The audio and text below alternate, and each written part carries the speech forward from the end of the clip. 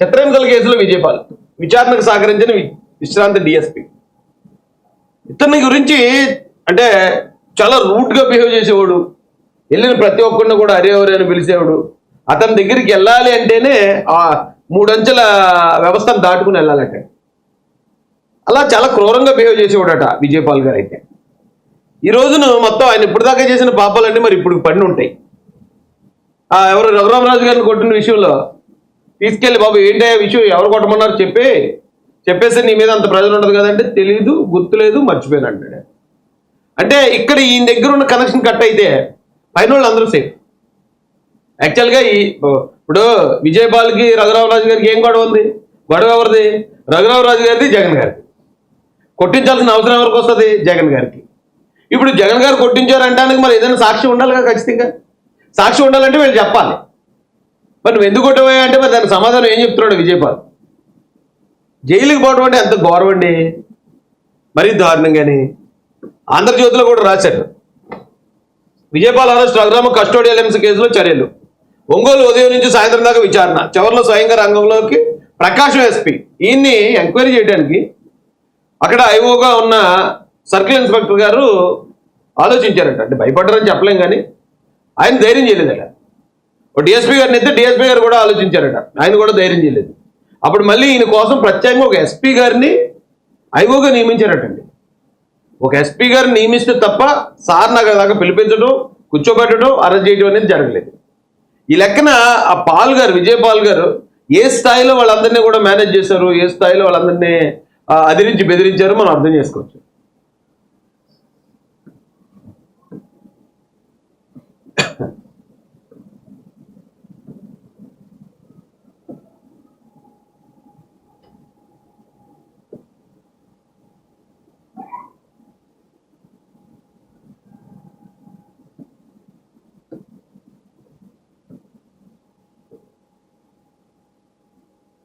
ఇక్కడ ఇంకా సెక్కి గురించి మనకు అనవసరం లేండి, ఎందుకంటే సెక్కి గురించి తెలియనాడు ఎవడున్నాడు ఇంకా. అందులో మొత్తం మన వాళ్ళందరూ చేసిన వ్యాపారాలు అన్నీ కూడా అందరికి జనాలందరికీ ఆల్రెడీ అర్థమైపోయి ఇవాళ మళ్ళీ కొత్తగా మనం ప్రజలకు తెలియజేయాల్సిన అవసరాలు ఏమి లేవు నిజానికి చెప్పాలంటే.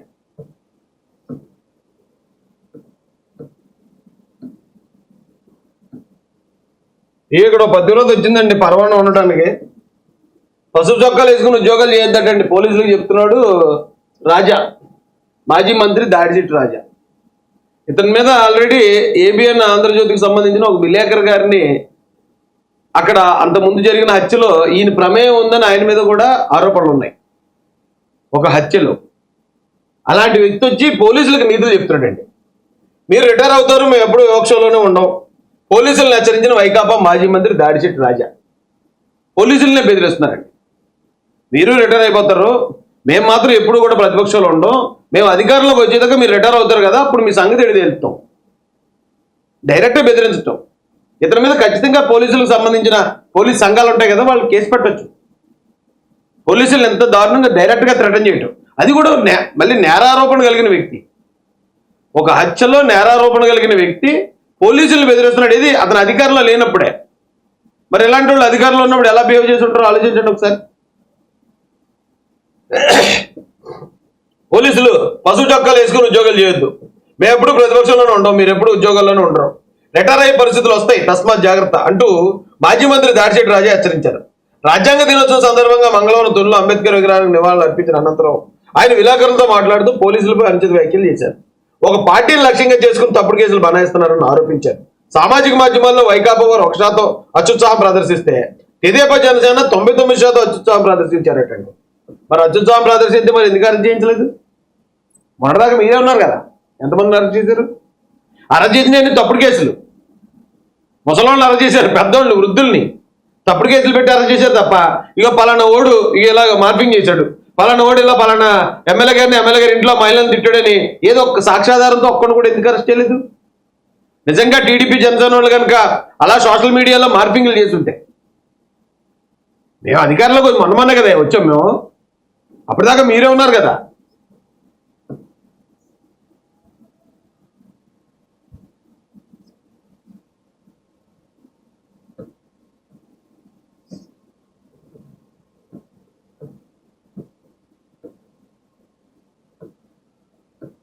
ఇదే ఇక్కడ వేసారు చూడండి విజయపాల్ గురించి.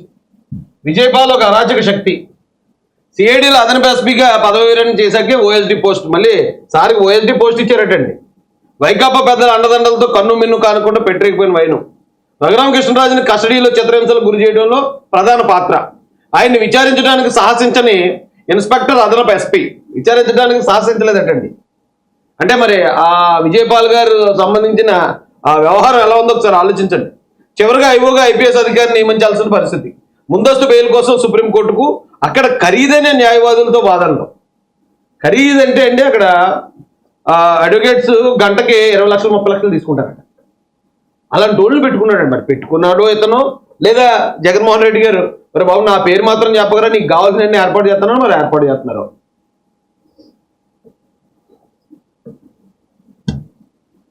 దురుసుతనానికి మారుపేరు. విజయపాల్ ఎంత దురుసుగా ప్రవర్తించేవారో అప్పట్లో సిఐడిలో పనిచేసిన అధికారులు ఇప్పటికీ కథలు కథలుగా చెప్తారు. ఆయన ఎవరైనా కలవాలంటే 3-4 అంచెల్లో అనుమతి పొందాల్సిందే.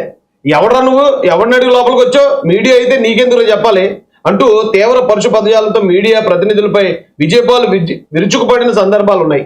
అక్రమ కేసులు అరెస్ట్ చేసి వారిని న్యాయస్థానంలో పెట్టేటప్పుడు మీడియా ప్రతినిధులు కవరేజ్కి వెళ్తే మీరెవర్రా ఇక్కడ రావడానికి, ఇక్కడ మీకేం పని అంటూ అత్యంత దురుసుగా మాట్లాడేవాడటండి ఈయన.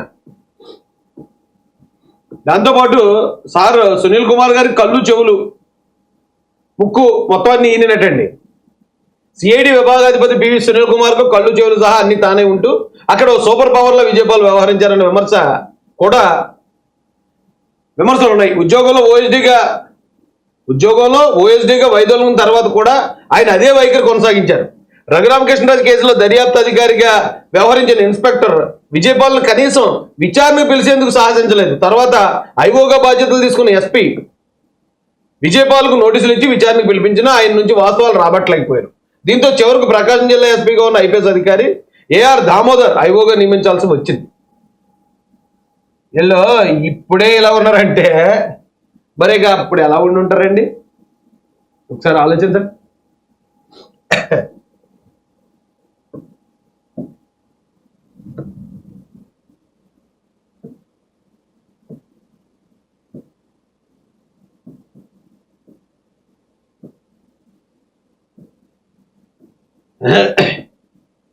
గత 5 ఏళ్ళు రాష్ట్రంలో రాజ్యాంగ హననం. నారా చంద్రబాబు నాయుడు గారి వ్యాఖ్యలండి. ప్రాథమిక హక్కులను కాలరాశారు. రాజ్యాంగ స్ఫూర్తిని కొనసాగిస్తే మెరుగైన ఫలితాలు. హక్కులతో పాటు బాధ్యతలు గుర్తుంచుకోవాలి. ముఖ్యమంత్రి నారా చంద్రబాబు నాయుడు గారు, అలాగే లోకేష్ గారు కూడా రాజ్యాంగం విలువేంటో గత 5 ఏళ్లలో తెలిసింది. నారా లోకేష్ గారు చిన్నతనంలో తాను రాజ్యాంగం చదివానని, కానీ దాని విలువేంటో గడిచిన 5 ఏళ్లలో తెలిసిందని విద్యాశాఖ మంత్రి నారా లోకేష్ గారు తెలిపారు. మాట్లాడే హక్కు, భావప్రకటన హక్కులు ఉన్నా గతంలో తాను పాదయాత్ర చేసినప్పుడు తన తండ్రి ప్రతిపక్ష నేతగా ఉన్నప్పుడు అధికారులు దాన్ని సరిగ్గా అమలు చేయలేదన్నారు. రాష్ట్ర సచివాలయంలో మంగళవారం నిర్వహించిన రాజ్యాంగ దినోత్సవంలో ఆయన మాట్లాడారు. మనం చూసేవాళ్ళం కదండి, లోకేష్ గారు ఎక్కడికైనా వెళ్తుంటే ఆయన మీద రాళ్ల దాడి చేయటం, ఆయన్ని చాలా దారుణంగా నీచంగా చిత్రీకరిస్తూ సోషల్ మీడియాలో ఆయన మీద ట్రోలింగ్ చేయటం, ఎక్కడికి వెళ్ళినా సరే ఆయన మీద అడ్డుపడడం, అటాక్ చేయటం, ఆయన ఏం మాట్లాడినా కేసు నమోదు చేయటం. ఆయన భీమవరం వచ్చిందనుకోండి పాదయాత్ర, భీమవరంలో కేసు, అక్కడి నుంచి అలాగే పాలకొల్లు వచ్చిందనుకో పాలకొల్లులో మరో కేసు, రాజమండ్రి వస్తే రాజమండ్రిలో ఒక కేసు. ఎక్కడికి వెళ్ళినా ఒక మాట మాట్లాడితే ఆయన మీద కేసులు నమోదు చేసేవారు. దాదాపు 20-30 కేసులు నమోదు చేశారు ఆయన మీద. రాజ్యాంగం నిజంగా అమల్లో ఉండుంటే మరి పరిస్థితి అలా ఉండేదండి. జగన్మోహన్ రెడ్డి చేశాడు పాదయాత్ర, మరి అతని మీద ఎన్ని కేసులు పెట్టారు అప్పుడు చంద్రబాబు నాయుడు గారు?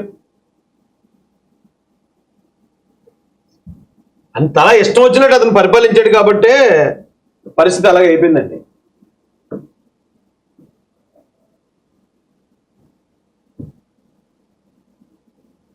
చెవిరెడ్డి మీద నేను ఆల్రెడీ చెప్పాను. నేను బాధితురాల దగ్గరికి వెళ్ళి ఎలా ఉండేవారు అంటే అప్పుడు ఏ చిన్న కేసు జరిగినా చంద్రబాబు నాయుడు గారి మీద, కూటమి ప్రభుత్వం మీద నెట్టేద్దామని అత్యుత్సాహంతో అక్కడ ఒక బాలిక నా మీద ఎవరో దాడి చేశారనేది ఏదో క్రియేట్ చేయబోయిందట.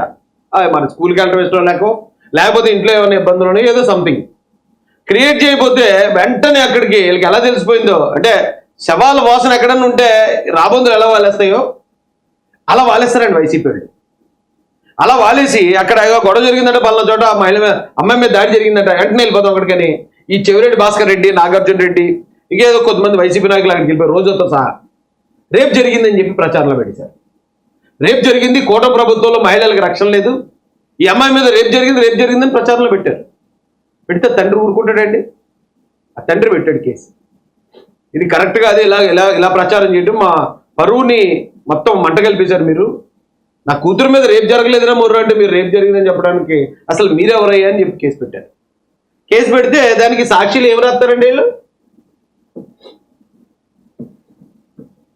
పరామర్శకి వెళ్తే చెవిరెడ్డి మీద పోక్సో కేసు అని రాశారు.